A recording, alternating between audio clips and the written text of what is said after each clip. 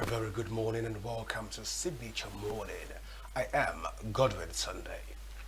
Well, in a fresh controversy, Nottingham's governors from the 19th state in the north have had a very divergent opinion over tax reform bills that will make a derivation principle as the basics for value added taxation allocation, popularly known as VAT.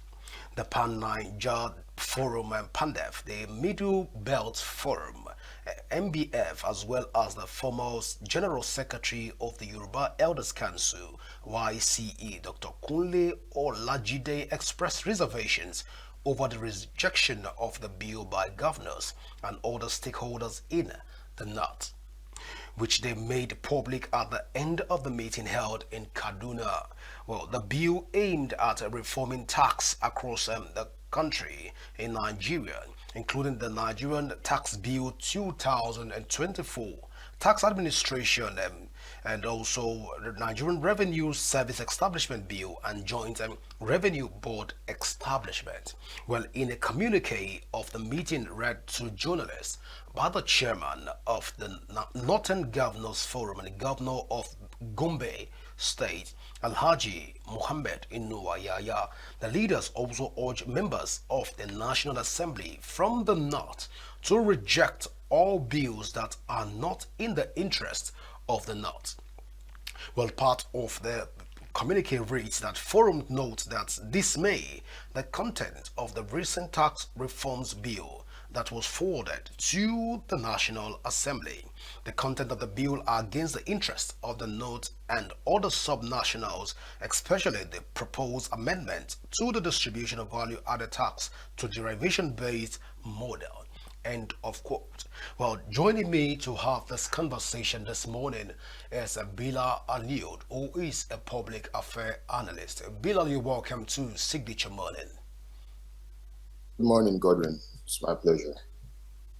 All right, so Bilal, let's even begin the conversation from what Governor Inua have said, and looking at it from the northern perspective right now. I think most northern governors think that the proposed bill, is anti-North. But what do you make of the bill in general?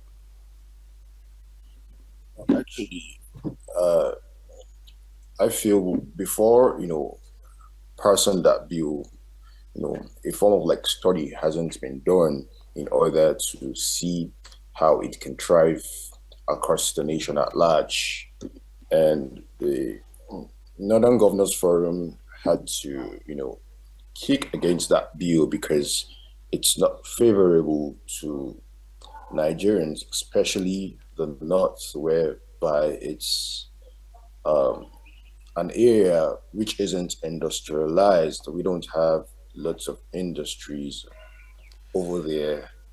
You see most of these industries within the southern and eastern, yeah.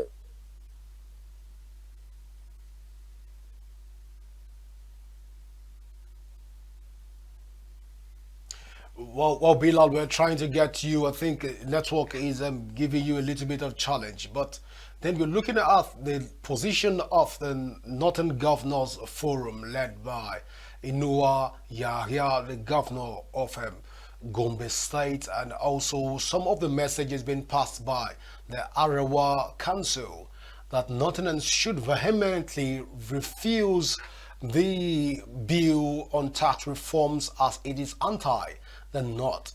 But then again, we're trying to look at the way forward for this bill right now. Bilal, are you still with us?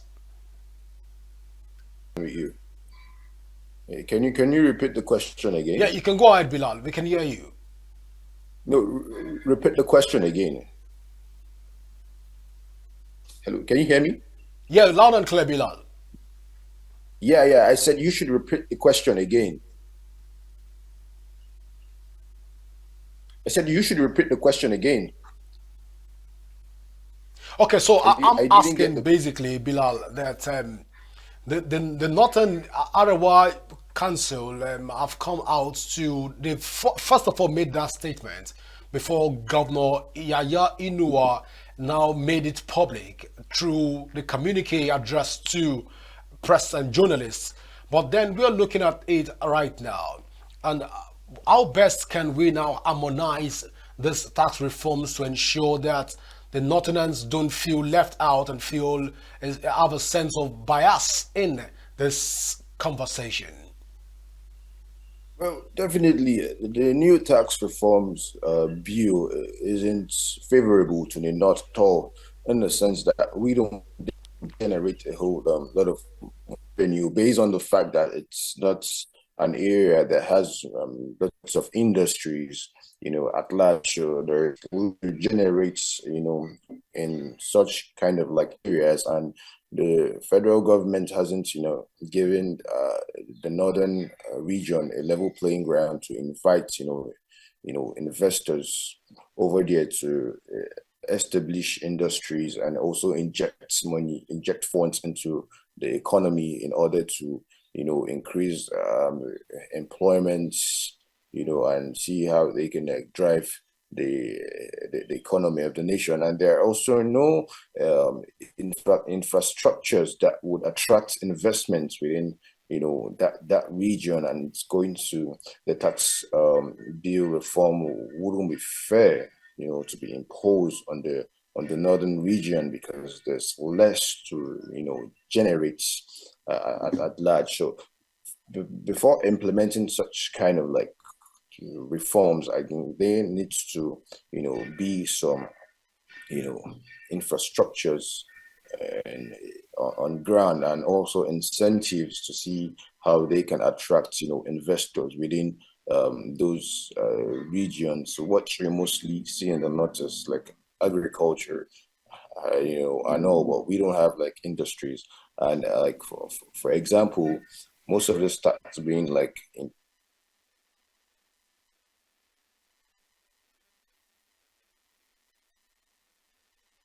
To get you at that point, I think we most lost you of at the the things that point, we Bilal. consume look at most of the things that we consume in the country today. They are mostly produced in the southern region, and that gives them and the more opportunities to be able to like generate more revenue for the nation at large. And I feel the northern region has been abandoned in terms of like creating an economic enabling environment within that. Yeah, Bilal, let's even look at this conversation from another angle again. It has become like a recurring phenomenon and a common decimal factor right now that once a policy initiated by whichever government, be it the government from the north or the south, when a policy by the government is being introduced from 1959 and almost to date, when the policy does not favor the North, there tends to be some form of rejection of bills of that magnitude, even as we see right now in the North. Now, I'm trying to find out from you right now, Bilal, is this the right way to go as a federation? Can we sustain this pace as a country, knowing fully well that we are still tied to regional backgrounds and ethnic diversity? Can we survive as a nation in terms of economic development if we still get in quarters of the country rejecting certain bills that is meant for the benefit of the federating unit of Nigeria?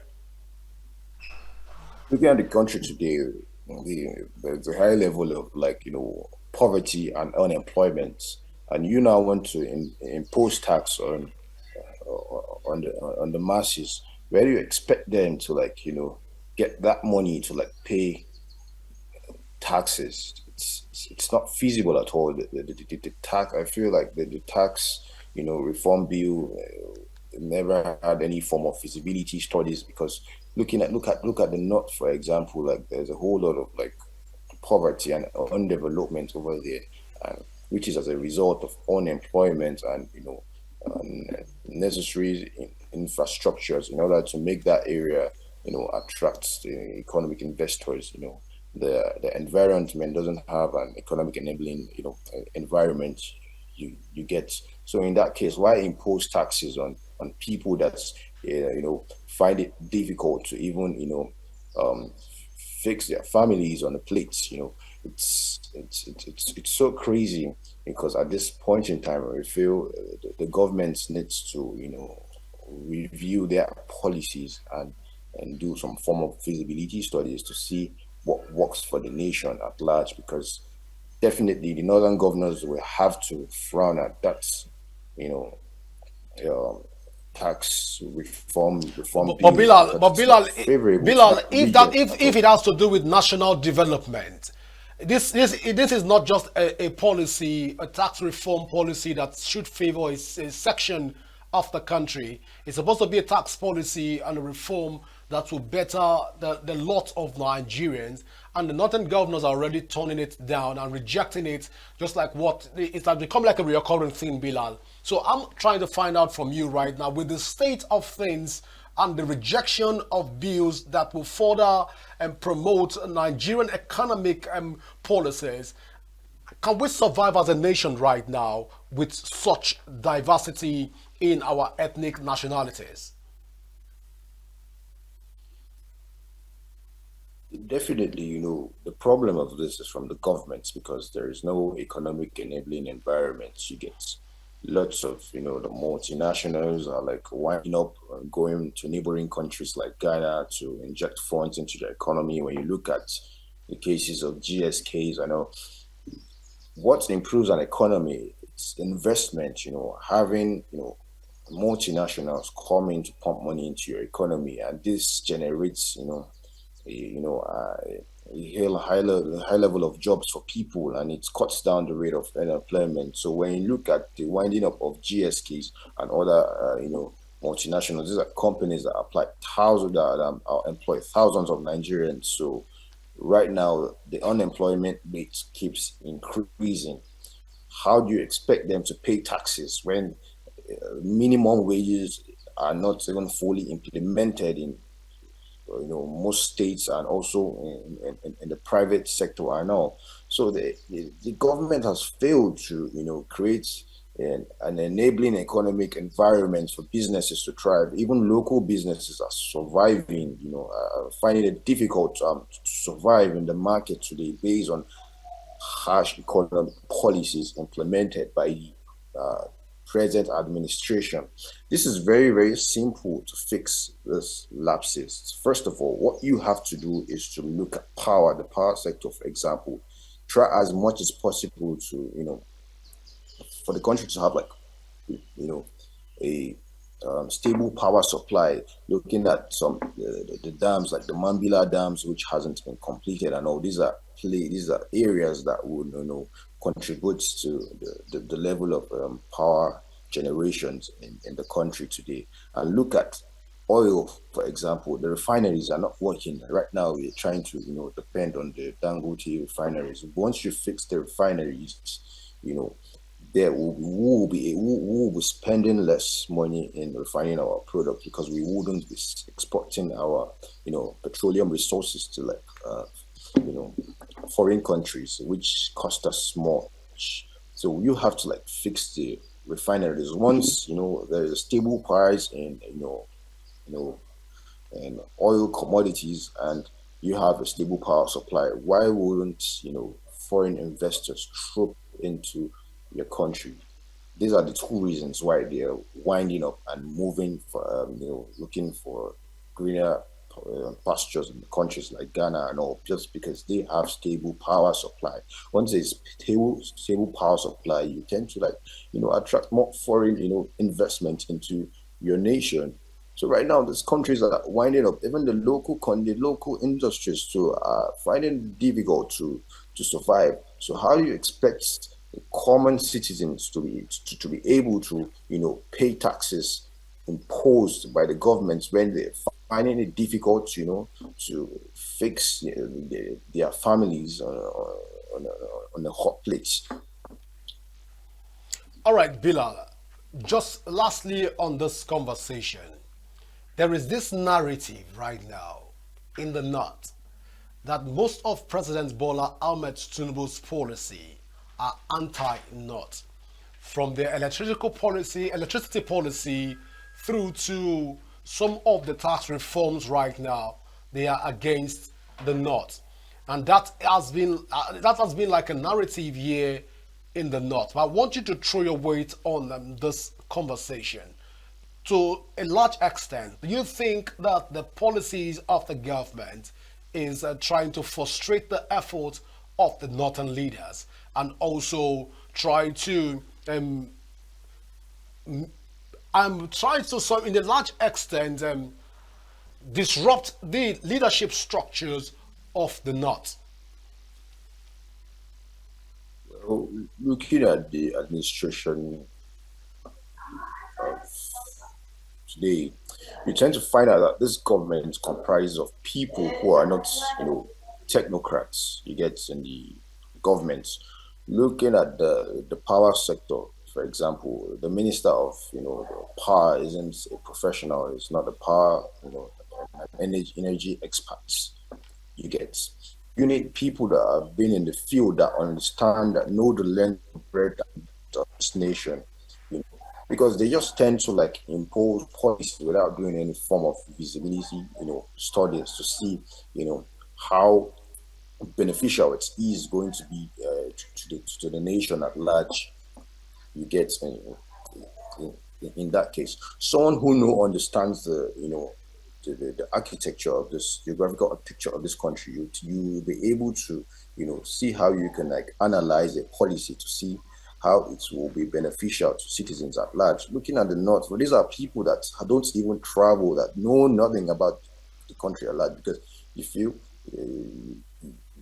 your strongholds is the southwest, because the southwest is thriving. You expect the north and other region to thrive like the southern region. The southern region has more economic importance based on the fact that it has a seaport. It's closer to a seaport, so you tend to find more investors within that area. And the northern region is quite more far, and we have like we don't have any seaports, and it's now that they're trying to like establish and build some dry ports, like over there and all. So even the north too depends on the southern region when it comes to like commodities and all. So if you're willing to like import goods to the north, it has to come through the seaport in the southwest before transporting such commodities down to the northern region. And again, the issue here is that the cabinet members of this administrations are not in sync with the renewed hope, the renewed hope manifesto, which is the documents which serve as the form of a roadmap, which all cabinet members will be in sync with, in order for the president to be able to achieve his plan of nation. What you have to do as the president while setting up the cabinet, you have to call for a retreat in order to sensitize your cabinet members on the roadmap to follow, because it just looks like everybody in this cabinet is just doing whatever they feel like, so they're not in sync with that roadmap. That roadmap it serves as a guide, to transit Nigeria from this, terrible states to a better states that will, improve the lives of all Nigerians at large. So that's just the situation on ground. He has just appointed new ministers, and they've been screened by the Senate. So they have to like go back to the drawing board, study that we need hope documents, and see how they could be in sync with that strategy plan in order to drift out from this, mess that we're facing as a nation at all. The problem about this country is that we fail to, to translate our strategies into actions. If you don't translate the strategies into action, how would you be able to achieve your objectives? Because the government of today hasn't achieved hardly. They have so many objectives, but they are still finding it difficult to even achieve one basic things at large. So that's the situation on ground. Everybody in this cabinet feels it's just doing whatever that they feel like, and I feel the president needs to like review the performances of his cabinet members, and also try to see how he can like adopts technocrats into his cabinet in order to drift Nigeria out of this terrible situation that All we right, find Bilal, ourselves. I know I wanted to let you go before now, but let me just chip this in as a final take on the conversation. President Bola Ahmed Tinubu has been talking and clamoring about regional government. As a matter of fact, the Ministry of Niger Delta, NDDC, and also that of the Northeast and other regional body have been merged to one to be supervised by a minister. Let's look at this with the narrative right now. Do you think that this government will succeed in returning Nigerian back to regionalization? Well, actually, when you look at the Niger Delta Ministry, when you look at the Northeast Development Commission, right now we have a Southeast Development Commission.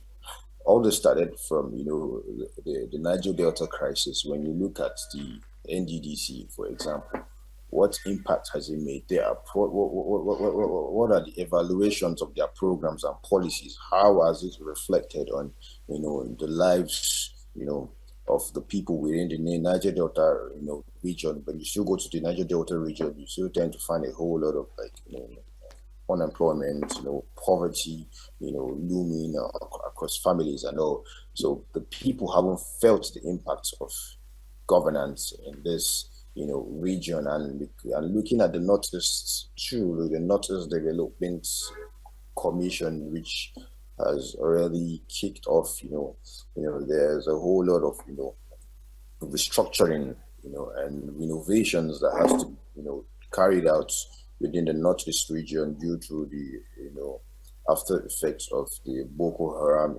insurgency are now, and whereby people are, the government is still struggling to rehabilitate. So I feel instead of like, um, um, scrapping this like agencies and forming a single ministry, I feel they should just leave those regional, agencies like the NDDC and the Northeast Development Commission and also the Southeast Development Commission, because having it as a regional, ministry at large will be so bulky, and they have to see how they can strengthen their programs and policies that will be distributed across, wards in all these regions so that the people down there can feel the impact of governance at large, and they have to come up with a policy and a strategic plan that will guide them to see how they can alleviate poverty and also reduce the pains of people and improve the standards of living within this region.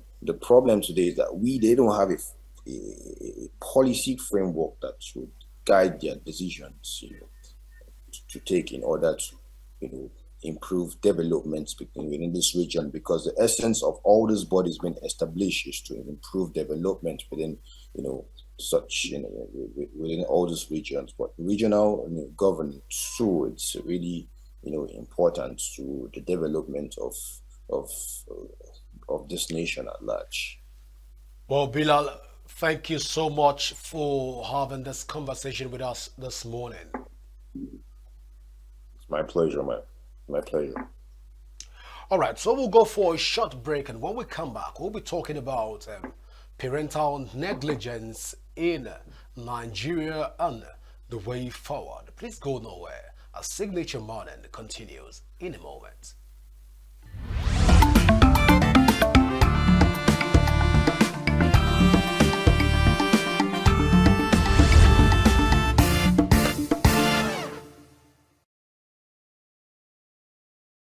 Our leaders should know that they gave them the opportunity to be there. God gave them that opportunity to be there for them to have the heart of the masses at heart. But, as they enter there, nothing is working. But they should do something and know that people are dying every day with high blood pressure and the rest.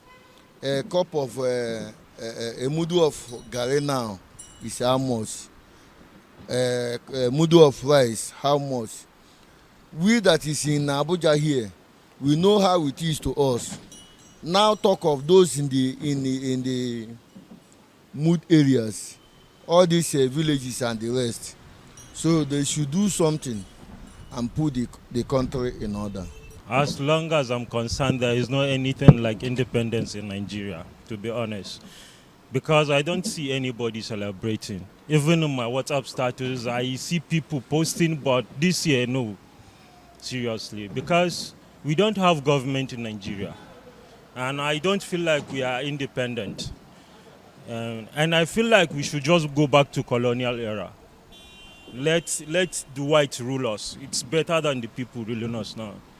It's better for us. Because you are living in Nigeria also, so you know what is happening. I don't have to explain. Everybody is feeling it. Today is worse than yesterday, and I don't expect anything good tomorrow, except miracle. Nigeria at 64, I don't see anything to celebrate. It is a disappointment, because a man of 64 in Nigeria, the way Nigeria is shouldn't be proud of himself. At least a man of 64 should be close to a grandfather. So we are even not like a toddler, talk more of a grandfather. So it's very, very appalling. You don't need to go and scat and destroy somebody's shop or go out, move to the National Assembly, stand there and protest. They are the people, we are paying them with our taxpayers' money, so they should serve us, not serve in their pockets. The president is telling us that they are giving honors to, what do you call it now, to the vice president. Is that what we should be hearing on Independence Day? That's not what we should be hearing on Independence Day. On Independence Day, we should hear, is it that he's now aware that fuel is more than, in fact, in the East, fuel is almost 2,000. Is it that he's now aware? In Abuja here, when you go downtown, you're buying fuel 1.5. Yesterday, I bought fuel to fuel my generator. It's 1.5. The barber close to me cannot work again because of the cost of fuel. We don't have any economic in Nigeria now. We don't have any policy about economic. We just have somebody who is ruling without any plan. He's just ruling on how he will get benefits. And government is not about getting profit. It's about serving the people. But we have somebody who's just looking for how you can get profit, not serving the people. Our advice to the president to just please, even if it is work, like to help us, that is the Nigerian youth, give us jobs so that we know that maybe the Nigeria will be better tomorrow, as they say. I don't feel like there is something to celebrate. We are not happy in this country. So everything, the price of everything has gone up, even the price of transportation, price of fuel also. So we are not happy in this country. What I'm thinking is that the president should revert the petroleum subsidy, one, and there should be price regulation, price of commodity, they should regulate it. Forget about this clothes I'm putting on. I've not eaten this morning. Fuel is very, very expensive. And we all know in this country, there is one thing that if it goes high, everything will go high. That's fuel. Fuel price is high. You can see back then, 2015, 2014, 2013, celebrating independence, you see everywhere we choke, everybody will be happy. You see everybody, going everywhere, going out, people taking their families out for, for some enjoyment. But you can see the streets today. We don't even know anything is happening in the country, and we are celebrating the country. So it's really, really sad. It's really sad. I don't even know. If they ask me, I will say we don't have independence because we are like a slave in our country. Compared to the previous Nigeria, so far, this is the worst Nigeria I've ever seen in my life since I was born. This is the worst of Nigeria. So imagine during Baba that just left, Baba Buhari, how much do we buy rice then? We said it's too much. Now, the lowest Nigeria rice now is around 90,000. The lowest. We have of Nigeria rice of over 100,000 in the market. Not talking of the foreign one. So, in fact, don't let us talk much about that. This is the worst of Nigeria so far.